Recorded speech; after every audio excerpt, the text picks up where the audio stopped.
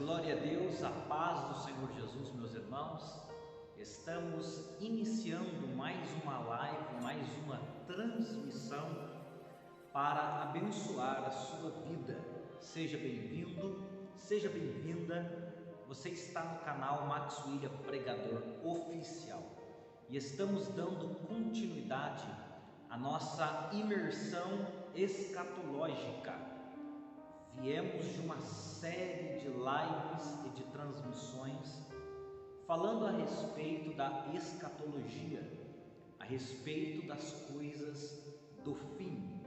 E hoje daremos continuidade à nossa série de estudos escatológicos aqui nos livros proféticos da Bíblia.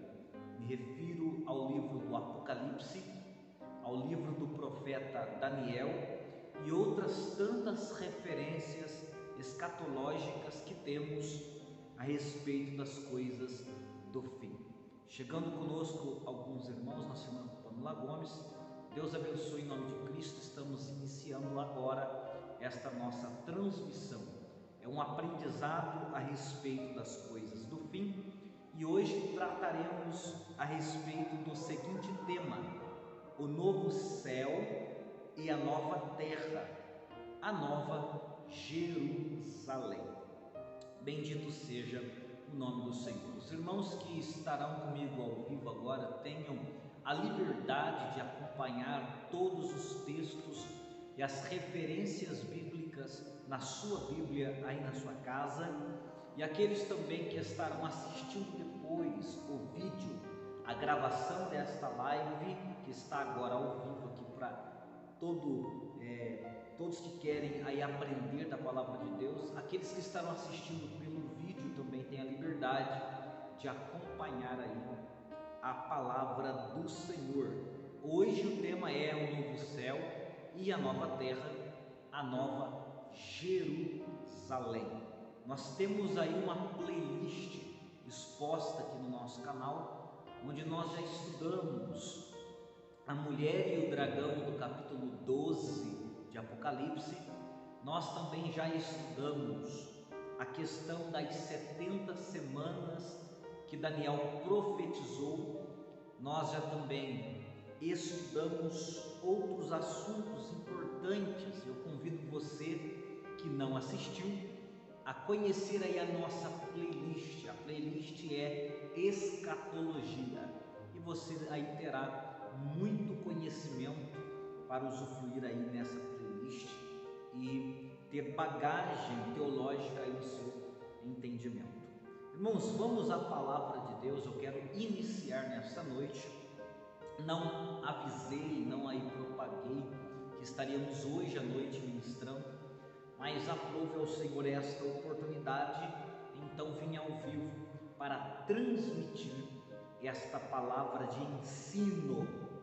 E o nosso texto base está nos dois últimos capítulos da Bíblia Sagrada, que é Apocalipse, capítulo de número 21 e Apocalipse, capítulo de número 22. Em Apocalipse, capítulo de número 21, eu passo a leitura do texto a partir do verso 1, que está escrito: E vi um novo céu e uma nova terra, porque já o primeiro céu e a primeira terra passaram e o mar já não existe. E eu, João, vi a santa cidade, a nova Jerusalém, que de Deus descia do céu, adereçada, adornada, como uma esposa, ataviada para o seu marido. E ouvi uma grande voz do céu que dizia: Eis aqui o tabernáculo de Deus com os homens, pois com eles habitará, e eles serão o seu povo, e o mesmo Deus estará com eles e será o seu Deus. E Deus limpará de seus olhos toda lágrima, e não haverá mais morte, nem pranto, nem clamor, nem dor, porque já as primeiras coisas são passadas. E o que estava assentado sobre o trono disse: Eis que faço novas todas as coisas. E disse-me: Escreve, porque estas palavras são verdadeiras e fiéis. E disse-me mais: Está cumprido. Eu sou o Alfa e o Ômega, o princípio e o fim. A quem quer que tiver sede, de graça lhe darei da fonte da água da vida. Quem vencer herdará todas as coisas, e eu serei o seu Deus, e ele me será meu filho. Mas quanto aos tímidos, crédulos, aos abomináveis, aos homicidas, aos fornicadores, aos feiticeiros e aos idólatras e a todos os mentirosos, a sua parte será no lago que arde com fogo e enxofre, o que é a segunda morte. Até aqui nós iremos ler para termos uma base sobre o assunto, a temática de hoje. Nosso irmão Everton Carvalho, a paz do Senhor, Deus abençoe o profeta de Deus, em nome de Jesus.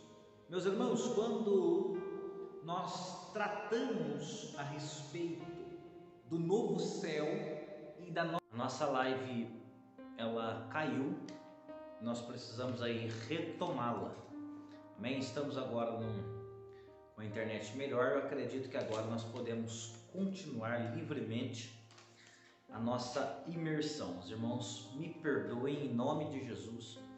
Acredito que conseguiremos concluir a palavra desta noite sem mais surpresas aí com a nossa internet. Mas amém, irmãos?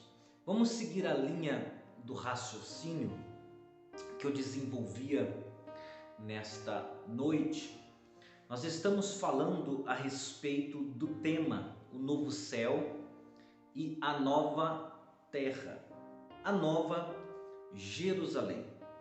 Nós lemos o texto de Apocalipse no capítulo de número 21 e existem destaques especiais para o versículo de número 1 e também o versículo de número 6, quando está escrito: E disse-me mais, está cumprido.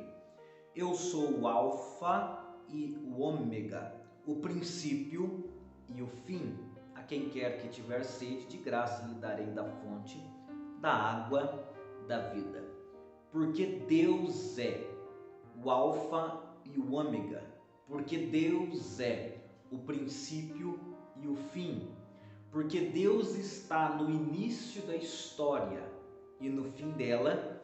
Ele pode revelar, conforme eu estava dizendo na live anterior, aos seus servos, pelo seu Espírito Santo, aquilo que o olho não viu, aquilo que o ouvido não ouviu e aquilo que não subiu ao coração do homem, são as coisas que Deus revelou pelo seu Espírito Santo. Através de uma visão, João da ilha de Patmos, ele pode contemplar todas as maravilhas que estão escritas, descritas no livro da Revelação, livro do Apocalipse. O Espírito Santo, ele revela, o Espírito Santo, ele desvenda, ele descortina as coisas.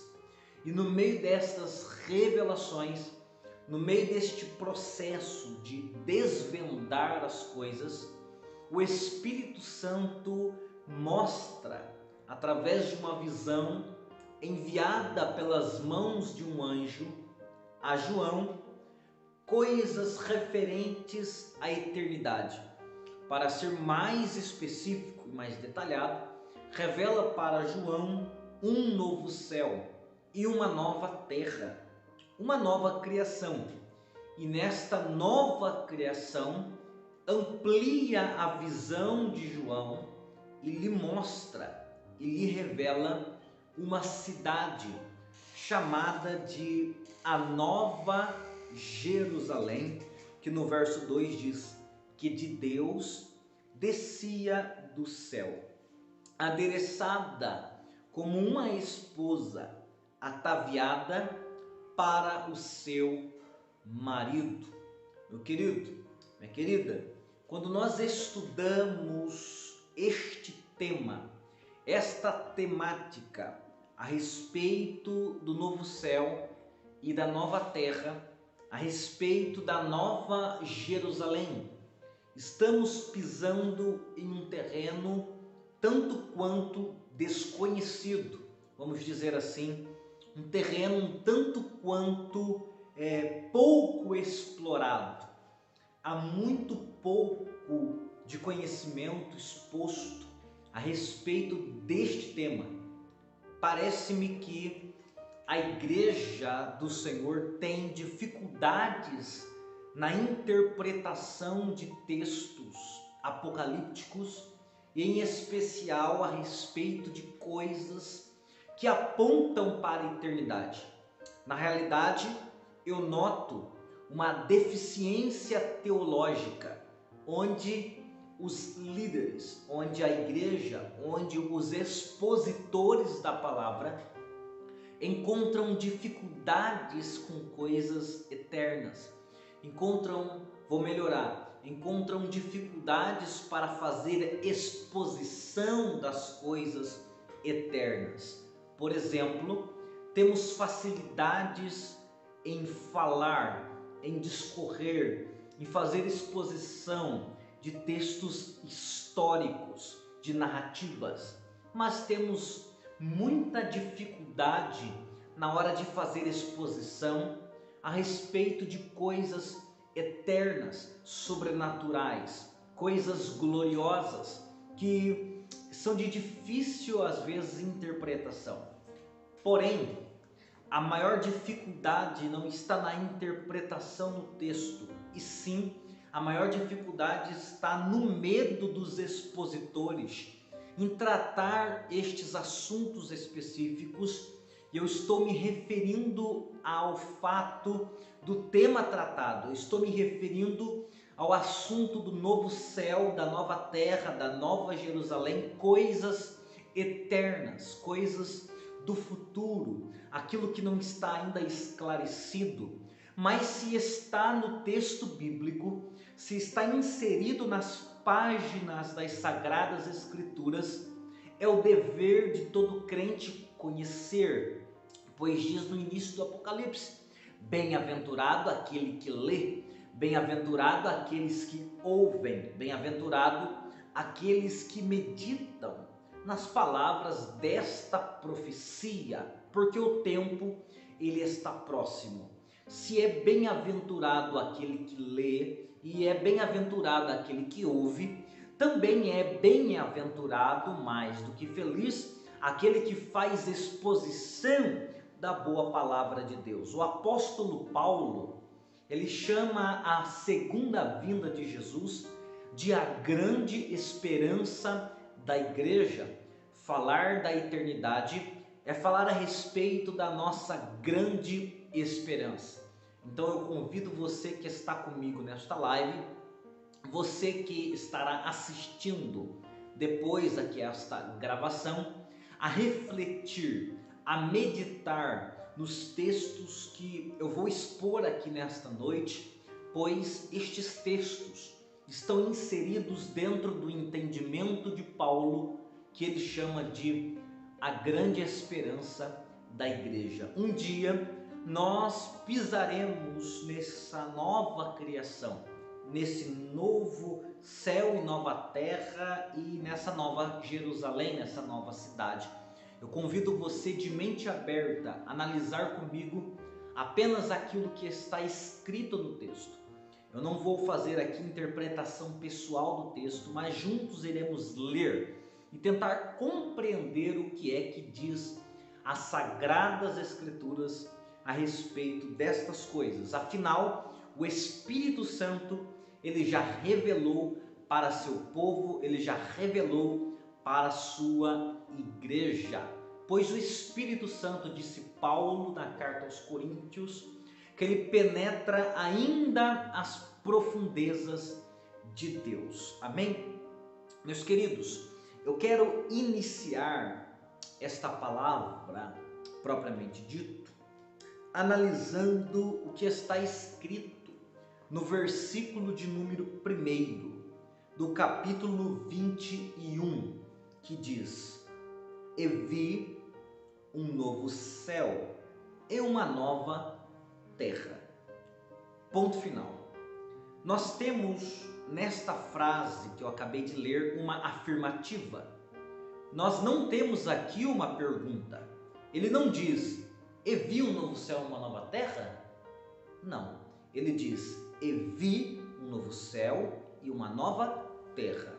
E ele insere um ponto final, porque ele está dando uma afirmativa. Ele está contando para aquele que lê aquilo que ele viu. Por que viu? Porque estamos tratando de visões. Deus está descortinando diante dos seus olhos, desvendando visões celestiais, revelações profundas a respeito da eternidade. Ele acabou de ver a prisão de Satanás, o milênio, a vitória de Cristo sobre a besta, sobre o falso profeta. E agora o Senhor revela para João a eternidade, o destino final dos crentes. Qual é o destino final dos ímpios? Profecia de Enoque: o Senhor vem para fazer juízo e condenar dentre os homens os ímpios. E para onde o Senhor vai enviá-los? O Senhor vai enviá-los para o lago de fogo. O final do capítulo 20, nós vemos no último versículo: aquele que não foi achado escrito no livro da vida foi lançado no lago de fogo. Ou seja, João ele dá a indicativa do destino dos ímpios. Qual é o destino dos ímpios? O lago de fogo. Os seus nomes não estavam escritos no livro da vida. E é isto que os envia, é isto que os garante na eternidade de um lago de fogo, na eternidade de um sofrimento. Qual é o endereço dos ímpios? O lago de fogo. Agora Deus vê a necessidade também de revelar para João o destino dos salvos. Se Deus revelou no capítulo 20 o destino dos condenados, agora no capítulo 21 o Senhor vai revelar o destino dos salvos. E João começa com esta afirmativa: e vi um novo céu e uma nova terra. Perceba que ele não vê mais de um céu, ele vê um novo céu. Ele não vê mais de uma terra, como que várias, não. Ele vê apenas uma nova terra. Tudo aqui está no singular dentro desta frase. E este novo céu e esta nova terra é nada mais nada menos do que a nova habitação do povo de Deus. O povo de Deus será colhido desta terra, colhido desta existência.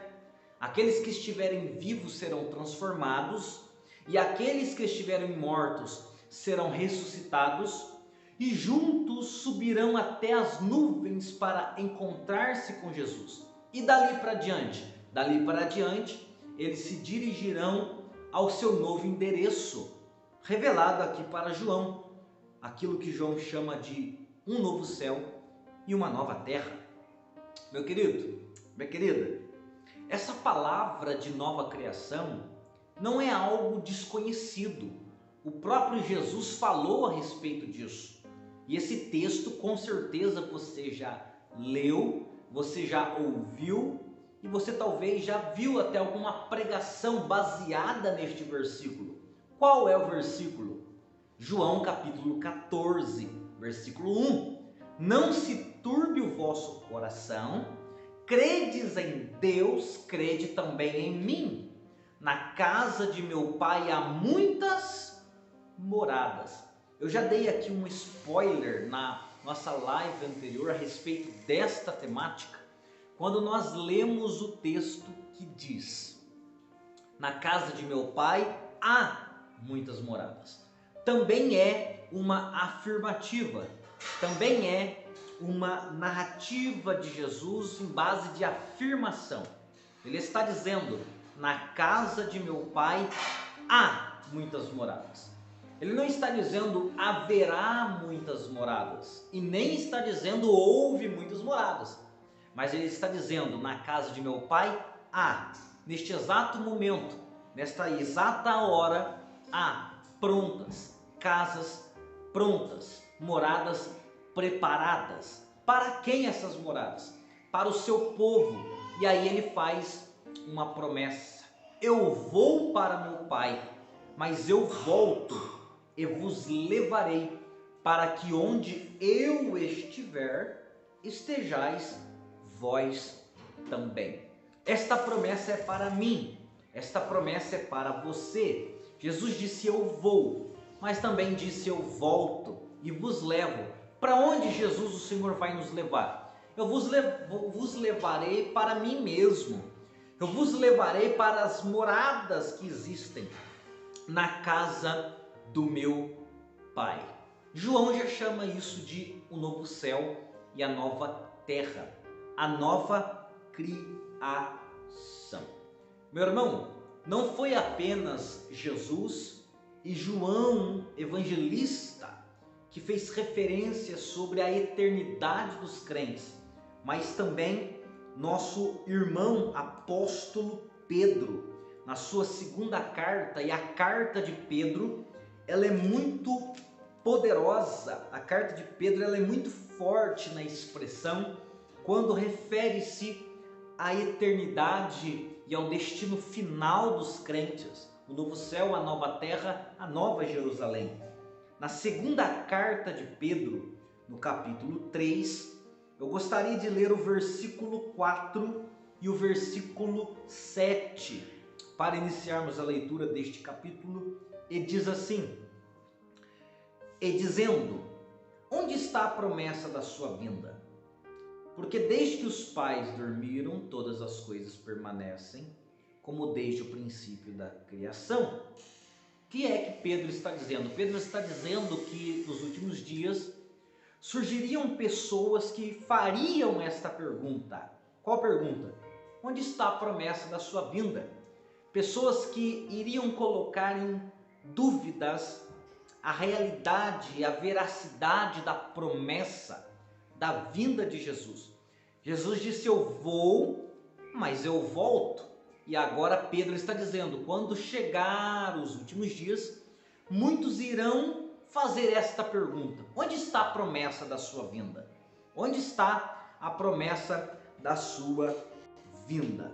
E aí? É aí que Pedro ele continua na sua exposição escatológica, e no verso 7 ele diz assim: mas os céus e a terra, que agora existem, pela mesma palavra que foi criada, pelo poder da palavra que ela foi criada, agora, por esta mesma palavra, se reserva como um tesouro e se guardam para o fogo, até o dia do juízo e da perdição dos homens ímpios. O que é que o apóstolo Pedro está dizendo neste texto?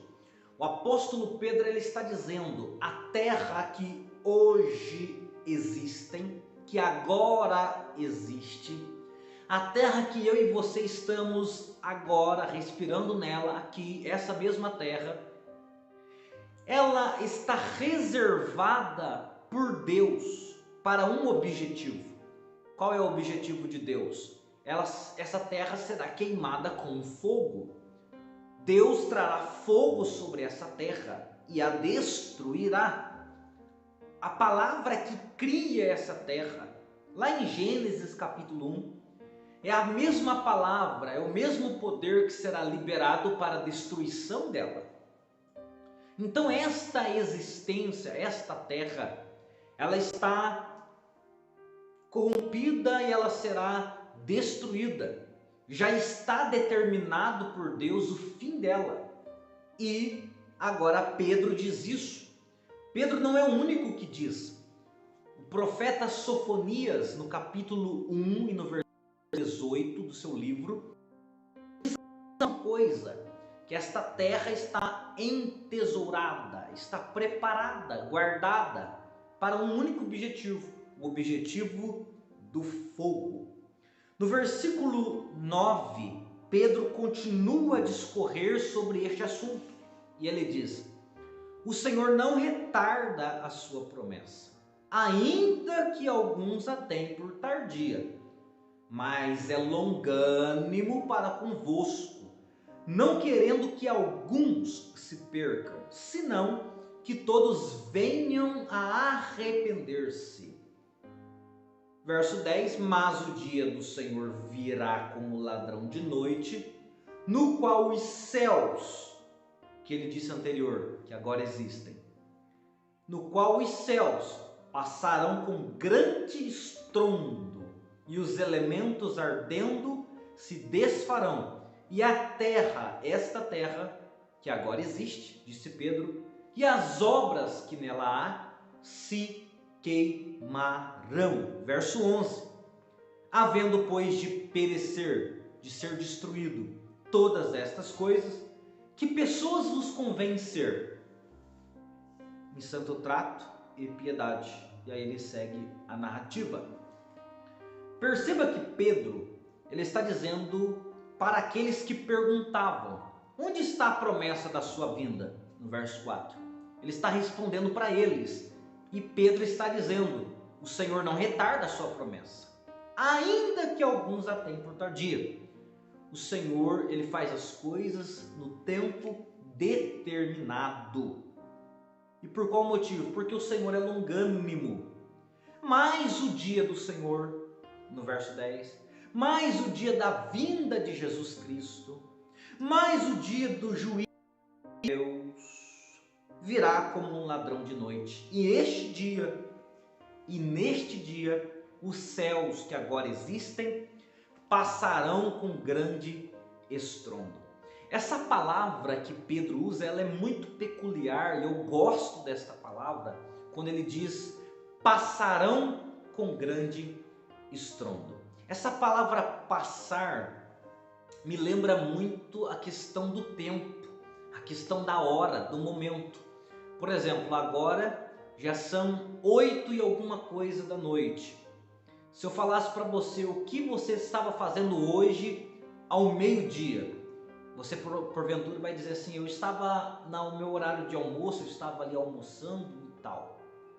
Mas eu tenho certeza que o meio-dia passou para você. E o que significa esse fato? O meu meio-dia passou.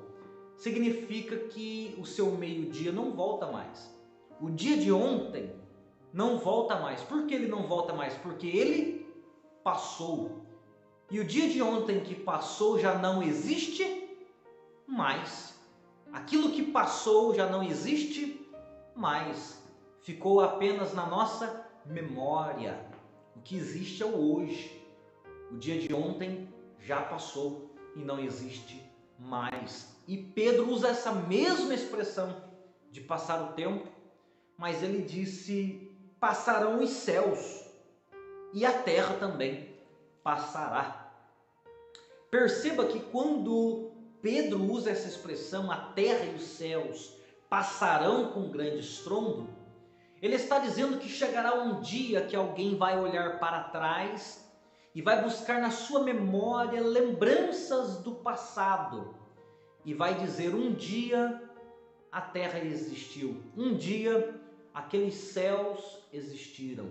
Por quê? Porque já serão passado, já serão águas passadas. Aí tem um ditado que águas passadas não voltam mais. Os céus e a terra passarão, deixarão de existir. Pedro, ele insiste nesta narrativa.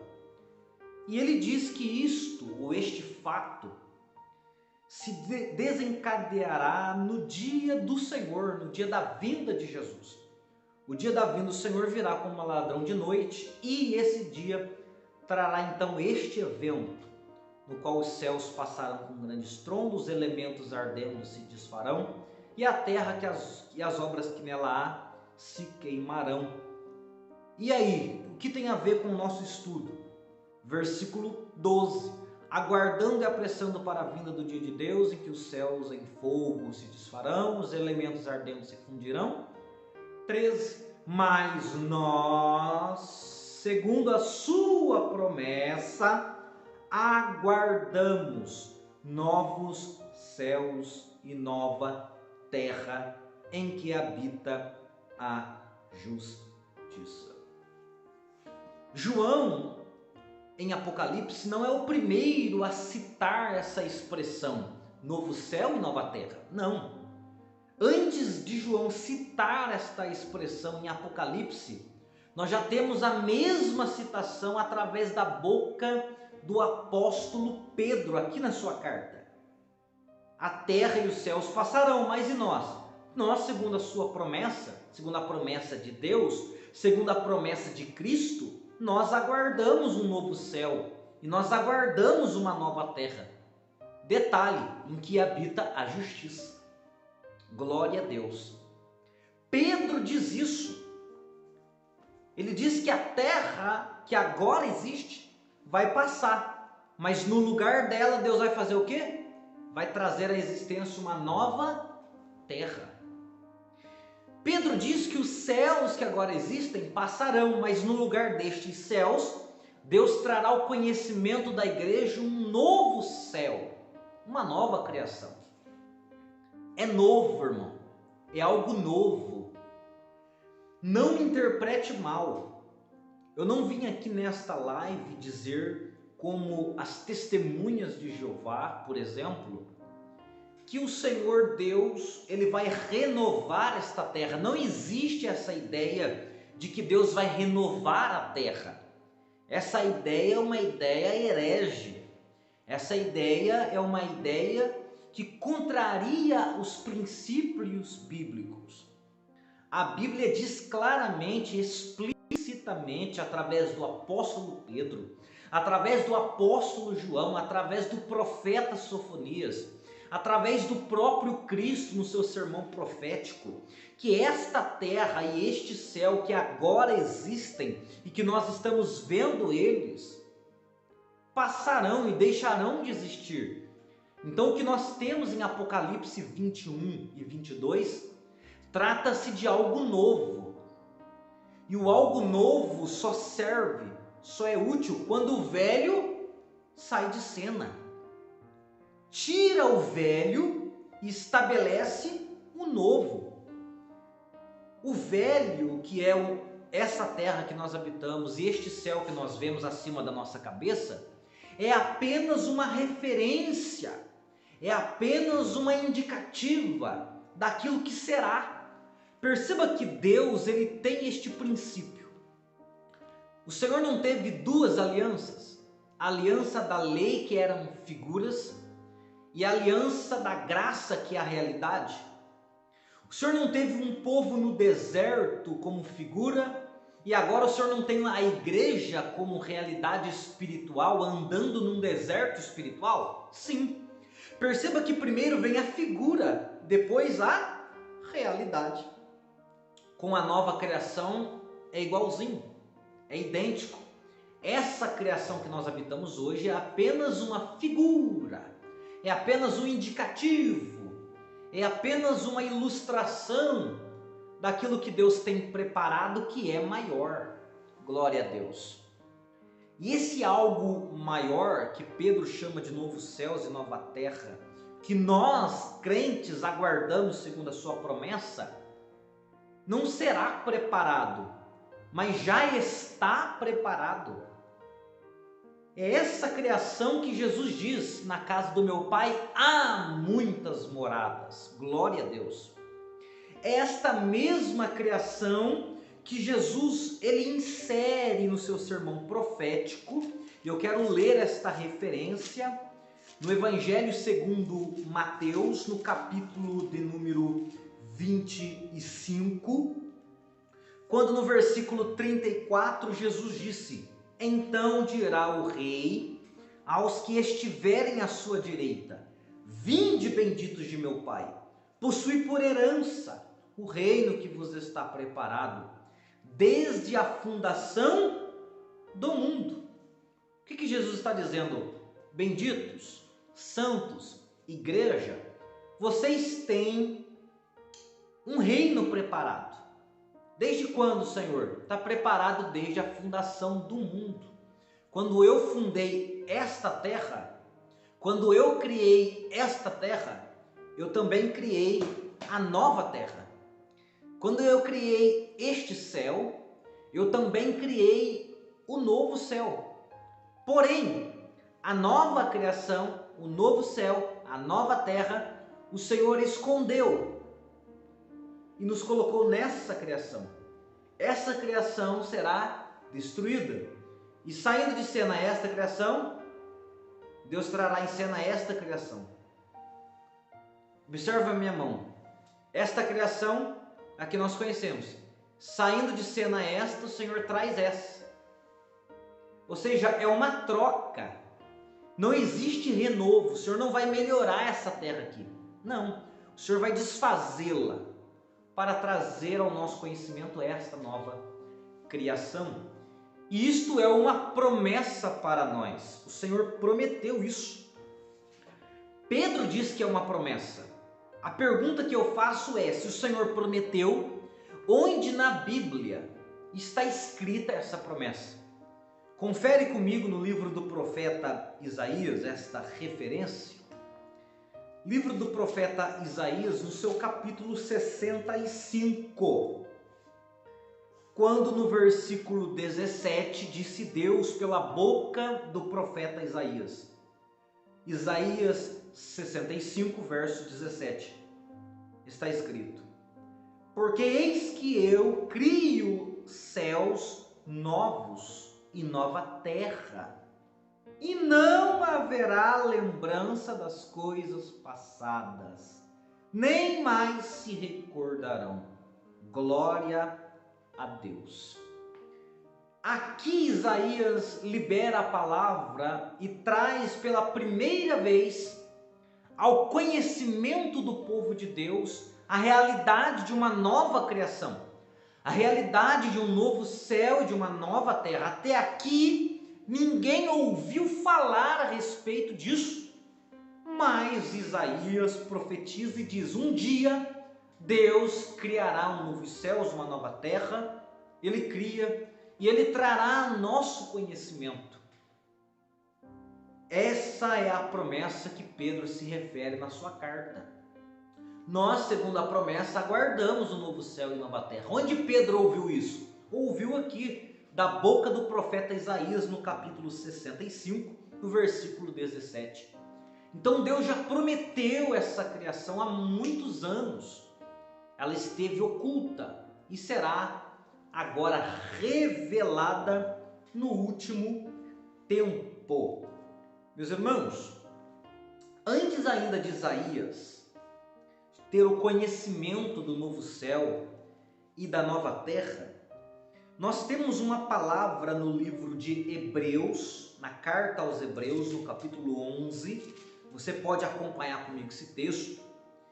E esta palavra do capítulo 11 de Hebreus revela que o próprio Abraão, patriarca, já tinha o conhecimento dessa nova criação. O próprio Abraão já tinha, talvez não claramente, talvez não explicitamente, mas Abraão já tinha a concepção e a ideia de que um dia o Senhor Deus, bota atenção nesse detalhe, o Senhor Deus, Ele traria para seu povo essa nova criação. Onde está escrito? Hebreus no capítulo 11, eu quero ler o versículo 8 até o versículo de número 10 a princípio, que diz assim: pela fé a Abraão, sendo chamado por Deus, obedeceu, indo para um lugar que havia de receber por herança, e saiu sem saber para onde ia.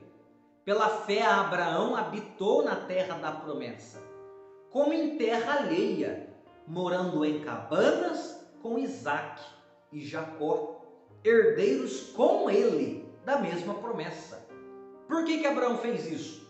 Verso 10. Porque Abraão esperava a cidade que tem fundamentos, da qual o artífice e construtor é Deus. O que o escritor de Hebreus está querendo dizer com esta palavra? O escritor de Hebreus está querendo dizer que Abraão não se incomodou em habitar na sua própria terra, dada em possessão, como um peregrino, como um estrangeiro, como alguém que mora em cabanas. O que é morar em cabanas? Morar em cabanas é ser aquele tipo de morador que hoje está aqui, mas amanhã estará ali, e depois de amanhã estará lá. Ou seja, é alguém que não pretende morar fixamente aqui. E por que é que Abraão não se incomoda? A terra é dele, irmão. Deus prometeu para ele aquela terra. Mas por que ele não se incomoda em habitar em cabanas? Porque Abraão, irmãos, tinha um olhar para o futuro. E o que é que Abraão esperava? Verso 10. Abraão esperava a cidade que tem fundamentos, da qual o artífice e construtor é Deus. Por que Abraão não se incomoda? Porque, irmãos, esperava o céu. Abraão já tinha essa visão da eternidade. E o texto vai seguir a partir do verso 13, ainda falando de Abraão, confirmando o que eu já disse aqui. Verso 13: todos estes morreram na fé, sem terem recebido as promessas, mas vendo-as de longe e crendo nelas e abraçando-as, confessaram que eram estrangeiros e peregrinos na terra. Abraão confessou uma coisa. O que ele confessou, irmão? Ele confessou que aqui na terra ele era peregrino. Ele confessou que aqui na terra ele estava de passagem. Quem peregrina está de passagem. Quem mora em cabanas está de passagem. Abraão era peregrino? Sim, eu e você também somos peregrinos. Nós estamos de passagem. Abraão confessou que era peregrino por quê? Porque ele olhava para a terra futura. Ele olhava para a nova criação. Aqui nessa criação. Porque a minha terra não é aqui. A minha terra ainda se manifestará. E é isto que o escritor dos Hebreus confirma no verso 14, quando diz: porque os que isso dizem claramente mostram que buscam uma pátria. E se na verdade se lembrasse daquela de onde haviam saído, teriam oportunidade de tornar, mas agora desejam uma melhor, isto é, a celestial. Pelo que também Deus não se envergonha deles, de se chamar seu Deus, porque esse mesmo Deus já lhes preparou uma cidade. Glória ao nome do Senhor. Irmão, se eu e você confessamos como Abraão que aqui nós somos peregrinos, Deus se alegra em nós, porque Deus já preparou para nós uma cidade. Abraão já via essa cidade. Abraão já tinha esse entendimento. Abraão já tinha esta visão do novo céu e da nova terra, antes ainda de Isaías profetizar. Então Abraão viu essa cidade de longe. Isaías profetizou sobre ela. Pedro disse que é uma promessa, e Pedro relembra da profecia de Isaías. João agora vê revelada essa criação, para onde eu e você habitaremos. E aqui eu posso retornar para Apocalipse no capítulo 21 e dar continuidade à expressão de João quando escreveu a respeito desta visão. Eu vi um novo céu e uma nova terra. Ponto final. Por quê? Porque já o primeiro céu e a primeira terra passaram e o mar já não existe. O que João está dizendo? Ele está dizendo: eu vi um novo céu e a nova terra, eu vi a nova criação, e nesta altura do campeonato, o antigo céu e a antiga terra já não existe mais. E o mar já não existe. Aqui João ele dá um detalhe sobre a nova criação. Ele diz: o mar já não existe. João está revelando que na nova criação, onde a igreja vai habitar, não terá a existência do mar. Crente aí, irmão, que gosta de praia, lá vai sentir falta, porque lá não tem praia, irmão. Viu? Glória a Deus. Lá não tem mar. É uma terra, é um globo. Imagine um planeta como o nosso, mas sem mar. É esta nova criação que o Senhor Deus, Ele criou. Bendito seja o seu nome. Não existe mar. Por que que Deus tirou o mar da criação? A primeira terra tem mar. A segunda terra não tem. Por que que Deus fez isso? Porque mar, irmão, fala de divisão. Por exemplo, hoje a terra ela é dividida. Nós temos continentes. Nós temos aqui América, nós temos aqui em cima Europa, nós temos aqui África, temos Ásia, e tudo está separado. O mar causou a separação das ilhas. Os continentes foram separados e estão separados pelas águas do mar. Se alguém quer sair do Brasil e ir à Europa, ele precisa ou ir de navio, de barco, ou ele precisa ir de avião. Por quê? Porque estamos separados pelo mar. E agora na nova criação o Senhor Deus disse, não quero mar. Por que Deus não quer mar? Porque Deus não quer que o seu povo esteja separado, mas o seu povo estará unido em unidade para sempre.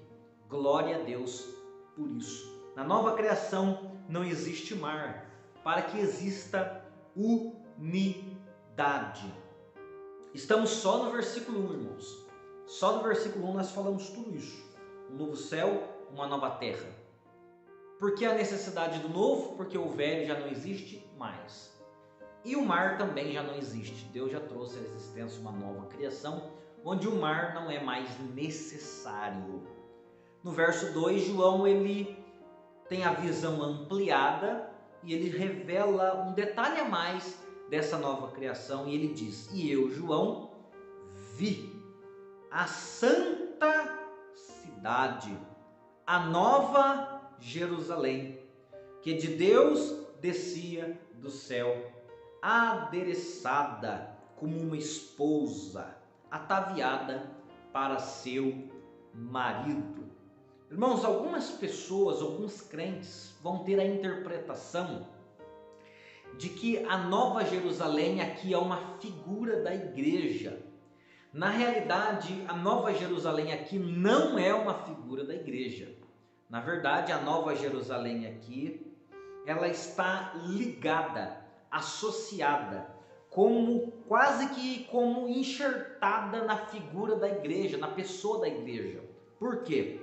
Perceba comigo lá no versículo 9, que está escrito, do mesmo capítulo, e veio um dos 7 anjos, que tinham as 7 taças, cheias das últimas 7 pragas, e falou comigo dizendo, que o anjo disse, vem, mostrar-te-ei a esposa, a mulher do cordeiro. Verso 10, e levou-me em espírito a um grande alto monte, e mostrou-me a grande cidade, a santa Jerusalém, que de Deus descia do céu, e ela tinha a glória de Deus. E aí ele começa a fazer a descrição da cidade que ele vê. Perceba que o anjo disse, vem João, vem aqui para o alto da montanha, porque eu vou mostrar para você a esposa, a mulher do cordeiro. Quando João ouviu isso, o que ele imaginou? Eu vou ver a igreja, eu vou ver aquela multidão que eu já vi lá nos capítulos anteriores, que é a visão da multidão dos salvos, vestidos de vestes brancas, com palmas nas mãos. É este povo que eu vou ver. Mas quando ele vai junto com o anjo para ver a esposa, para ver a igreja, para ver a santa mulher de Deus, ele não vê uma multidão de pessoas, ele vê uma cidade, que é a Nova Jerusalém. Perceba que João é chamado para ver a igreja, a esposa, mas ele vê a cidade. Por que isso? Porque a realidade é que a cidade chamada Nova Jerusalém e a esposa, que é a igreja, que é os salvos, que é eu e você, nós estamos diretamente conectados ligados, enxertados na figura da cidade. Por quê? Porque Deus determinou que esse será o nosso destino eterno. Quando eu e você entrarmos pelo portão da cidade, ninguém mais nos tirará de lá. Nós estaremos como que ligados naquela cidade por toda a eternidade. Falar da cidade é falar da igreja. E falar da igreja é falar da cidade. Então, se João vê a cidade e o anjo diz que é a igreja, está tudo bem.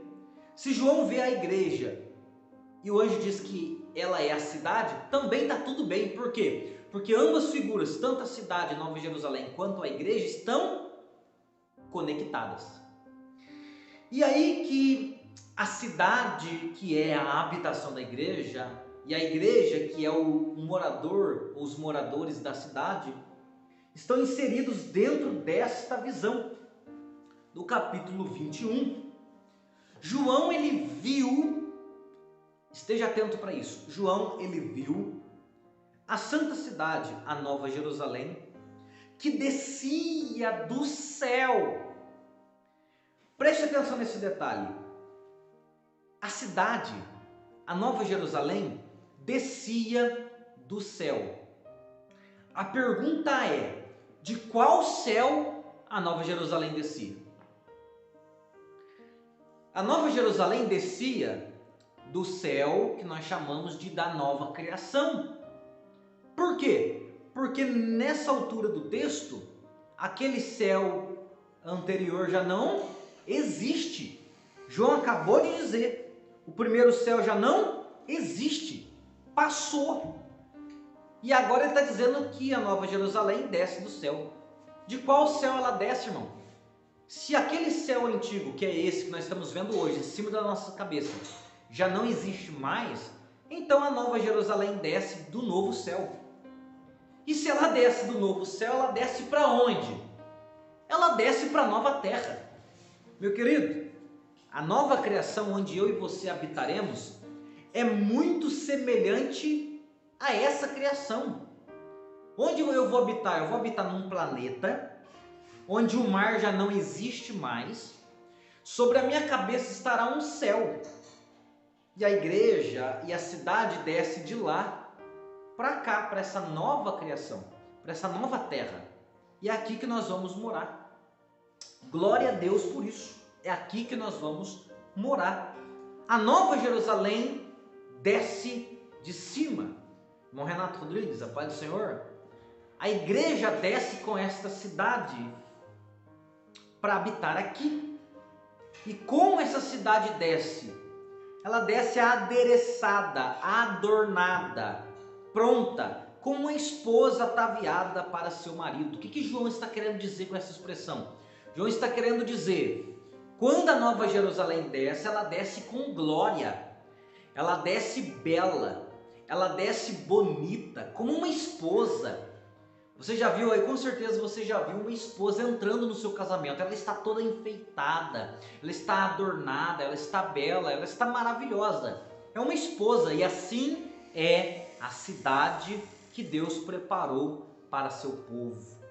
Belo, lindo, maravilhoso. E estará onde? Estará na nova criação, na nova terra, onde eu e você habitaremos. E eu repito, novo é no sentido de algo que substitui, porque o velho já não existe mais, águas passadas. E agora? E agora nós temos uma nova criação. Essa terra será destruída, mas Deus dará ao seu povo uma nova terra. Este céu acima da nossa cabeça será destruído, mas Deus dará ao seu povo um novo céu. No versículo 3 do capítulo 21, tem uma voz no céu que diz: eis aqui o tabernáculo de Deus com os homens, pois com eles habitará, e eles serão o seu povo, e o mesmo Deus estará com eles, e será o seu Deus. Irmãos, a nova terra é na realidade o retorno do homem para o jardim do Éden. Vem comigo do último capítulo da Bíblia, do penúltimo capítulo da Bíblia, para o início da Bíblia, Gênesis 3. Perceba que nós temos ali um Adão e uma Eva. Digo, antes do pecado. Esse Adão e essa Eva têm vida eterna. Por quê? Porque não pecaram ainda contra Deus. E onde não há pecado, há vida. Onde não há pecado, há vida. Eles tinham vida eterna com Deus ali. E Deus descia toda a viração do dia, por volta das 5h30, 6 da tarde, para conversar com eles face a face. Como você está me vendo aqui. Deus descia ali no jardim para vê-los. E Deus disse: de todas as árvores do jardim comerás livremente, exceto da árvore do conhecimento do bem e do mal. Nesse jardim nós tínhamos a árvore da vida. O Senhor Deus disse: de toda comerás livremente, menos de uma. Qual? Da árvore do conhecimento do bem e do mal. E da árvore da vida? Eles poderiam ou não poderiam comer? Sim, eles poderiam comer da árvore da vida. Eles tinham acesso a esta árvore livremente. Eles poderiam. Tinham vida eterna. E desfrutavam da presença de Deus face a face. É isto que Deus projetou para o homem na eternidade. Um ambiente como o jardim do Éden. Um ambiente puro. Um ambiente santo. Um ambiente onde o homem falará com ele face a face.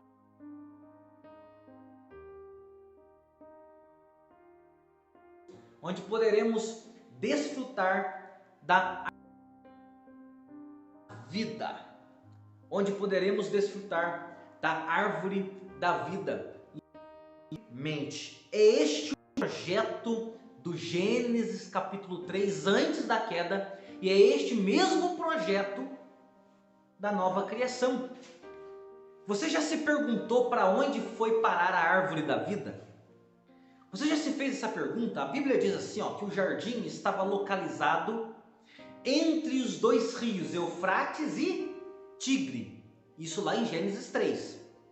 Onde está o Eufrates e o Tigre? Está lá na região da Babilônia. Tá, irmãos? Babilônia. Mesopotâmia, é lá. A região geográfica da terra onde estava o jardim é lá. Hoje, atual Irã ou Iraque. Perceba comigo que o Jardim do Éden era um ambiente geográfico aqui, neste planeta, nesta terra. E aí? E aí que o jardim desaparece. A vida some. Ninguém sabe aonde está a árvore da vida. Por que Deus tirou da terra a árvore da vida? Por que Deus escondeu o jardim? Porque imagine, irmão, se hoje estivesse em algum lugar da terra a árvore da vida e todos os homens tivessem conhecimento dela. Seria o maior polo de idolatria do mundo. A árvore da vida seria a árvore mais idolatrada do mundo. Então o que Deus faz? Deus arranca o jardim da terra. Deus some com o jardim, ele desaparece. Junto com o jardim some dois rios. Quais? O Gion e o Pison, que está descrito no capítulo 2 do livro de Gênesis. Some o jardim, some a árvore da vida, some a árvore do conhecimento do bem e do mal, some o Gion, some o Pison. Deus arranca o jardim da terra. A pergunta inteligente é: para onde, ou o que Deus fez com o jardim? Para onde Deus enviou o jardim? Não se espante, mas Deus transportou o jardim dessa terra para essa terra. Dessa terra atual para a nova criação. Irmão Max, onde está escrito isso? Olha, irmão, está escrito aqui em Apocalipse capítulo de número 21 e 22. João, ele começa a declarar isso. A partir do verso 3, ele começa a dizer as coisas a respeito da cidade. E no versículo 22, está escrito, versículo 22, só um minuto, perdão, capítulo 22, está escrito no verso 2: no meio da sua praça e de uma da outra banda do rio estava o quê? A árvore da vida, que produz 12 frutos, dando seu fruto de mês em mês, e as folhas da árvore são para a saúde das nações. Lembrando que nações aqui é uma referência para as nações do céu, o povo salvo. Onde está a árvore da vida? A árvore da vida é vista por João no meio da praça da cidade, chamada Cidade Nova Jerusalém, que está na onde? Na nova criação. Quando Adão, lá no capítulo 3, ele comeu da árvore do conhecimento do bem e do mal, não era realmente uma fruta? Não era realmente um alimento? Sim. Não era uma árvore literalmente falando? Sim, era uma árvore literalmente falando. A árvore da vida não era uma árvore literal lá em Gênesis capítulo 3? Sim, era uma árvore literal. Por que quando chega aqui em Apocalipse 22, eu insisto em dizer que aqui nós estamos falando de uma árvore figurada, alegórica? Não, irmãos, continua sendo uma árvore literal. A arca que estava lá no deserto, dentro do tabernáculo, era uma arca literal. E essa mesma arca torna a aparecer no Apocalipse. A arca torna a aparecer e a árvore da vida também torna a aparecer. Meu querido, a árvore da vida, ela sai de Gênesis 3 e ela reaparece em Apocalipse. Ela sai dessa criação e ela reaparece na nova criação. E Deus chega até a fazer uma promessa para os seus servos. E todo mundo gosta desta promessa. Apocalipse capítulo 2, promessa à igreja de Éfeso, versículo 7. Quem tem ouvidos, ouça o que o Espírito diz às igrejas. Ao que vencer, dar-lhe-ei a comer da árvore da vida, glória a Deus, que está no meio do paraíso de Deus. Tem uma promessa de Deus para mim e para você. Qual promessa? Se eu vencer, eu vou poder provar da árvore da vida que está na nova criação. Deus proibiu Adão, o primeiro Adão, de comer desta árvore depois que ele pecou. E Deus colocou querubins ali, uma espada flamejante para proteger o caminho que ia para a árvore da vida. Mas para nós, Igreja de Cristo, através da obra do segundo Adão, nós poderemos voltar para o jardim, que é na nova criação, e comer da árvore da vida. Essa promessa é para você. Você e eu estaremos lá na nova criação. Aqui, irmãos, eu parto para o encerramento desta live, deste estudo de hoje, dando alguns destaques a respeito da nova Jerusalém. Falei bastante sobre o novo céu e a nova terra, mas quero dar alguns destaques para a nova Jerusalém. E o que eu quero destacar? Primeiro, versículo 8. Mas quanto aos tímidos, aos incrédulos, aos abomináveis, aos homicidas, aos fornicadores, aos feiticeiros, aos idólatras e todos os mentirosos, a sua parte será no lago que arde com fogo e enxofre, o que é a segunda morte. Essa discriminação de expressões feitas aqui por João revelam aqueles que não entrarão na nova criação. Não entrarão. A nova criação é apenas para aqueles que tiverem o seu nome escrito no livro da vida. Na nova Jerusalém só entra quem tiver o nome no livro da vida. No verso 11, a cidade tinha a glória de Deus. Irmão, a glória de Deus estará lá, revelada. A glória de Deus estará revelada. Aqui na terra, nós podemos participar um pouquinho da glória de Deus. Deus, ele libera um pouquinho da sua glória. Lá, ele revelará muito mais da sua glória. Deus revelará tudo? Não. Deus não pode revelar tudo da sua glória, até porque Deus é infinito. Não tem como Deus revelar todo o seu poder. Se eu disser que Deus vai revelar todo o seu poder, toda a sua glória, eu estou dando um limite para ele. Todo, é isso aqui, grande, mas tem um limite, é todo. Quando eu digo que Ele não pode revelar todo o poder, eu estou dizendo que Ele é infinito, irmão. Deus é grande demais para poder se revelar plenamente. Mas com certeza lá Ele vai revelar muito mais da sua glória do que Ele revela aqui nessa criação. A glória de Deus está na cidade. Essa cidade tem 12 portas. Verso 12. Tinha um grande alto muro com 12 portas. Nas portas, 12 anjos. O nome escrito sobre elas. Quais eram os nomes? Os nomes das 12 tribos de Israel.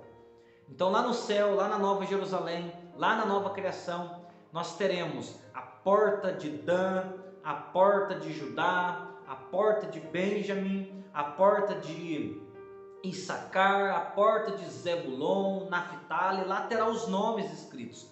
12 portas. 3 ao norte, 3 ao sul, 3 ao leste, 3 ao oeste. Tá? 3 portas para cada lado. 12 entradas para a grande cidade chamada Nova Jerusalém, que Abraão espera por ela, os profetas esperam e nós esperamos também, a igreja espera. Na porta tem o nome das tribos. E no muro, verso 14, o muro da cidade tinha 12 fundamentos. E neles o nome dos 12 apóstolos do Cordeiro. Irmãos, o muro era dividido em 12 fundamentos, 12 faixas.